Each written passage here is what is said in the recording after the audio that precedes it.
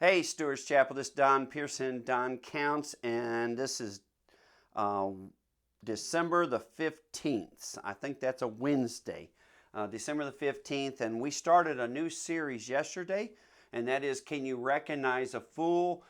We looked over in Ephesians chapter 5, verse 15 through 21, and we talked about the idea that in the New Testament, as Paul writes to a church of Gentile believers, he warns them to be careful, to be very much thoughtful of how they walk. Otherwise, they could become fools. They could begin to walk foolish.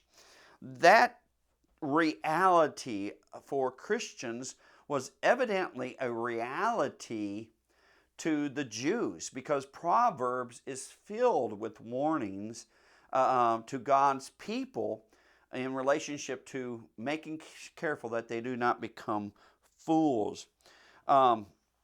Yesterday I read the Ephesians 5 passage, and we spent the whole time on that.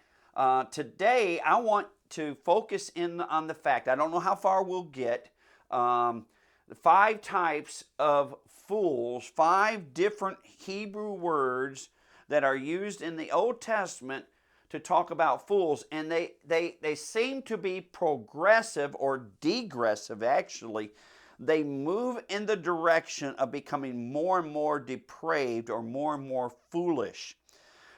So today, at this first one, I just want to give you a summary of the 5, and then the devotions after that will break down each one. And so let me read Ephesians passage again. Ephesians 5 verse 15. See then that you walk circumspectly or wisely, not as fools, but as wise, redeeming the time, because the days are evil. Therefore do not be unwise, or do not be foolish, but understand what the will of the Lord is, and do not be drunk with wine, in which is dissipation, but be filled with the Spirit, speaking to one another in psalms and hymns and spiritual songs, singing and making melody in your heart to the Lord, giving thanks always for all things to God the Father in the name of our Lord Jesus Christ, submitting to one another in the fear of God.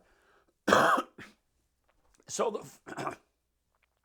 the 5 types of fools, most of these are found in Proverbs, and is, first of all, there's the simple fool, and we'll look at that tomorrow, but there's the simple fool, Proverbs 22:3.